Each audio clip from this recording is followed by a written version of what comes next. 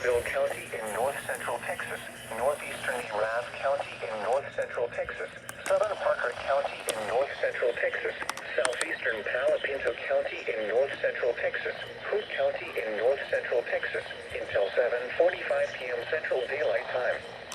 At 6:48 p.m. Central Daylight Time, a severe thunderstorm was located near Morgan Mill, moving east at 45 miles per hour. 60 miles per hour wind gusts and half-dollar size hail. Source, radar indicated. Impact, hail damage to vehicles is expected.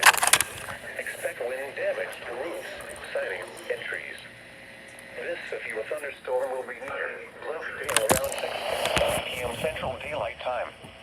Cranberry and Oak Trail shores around 7:05 p.m. Central Daylight Time.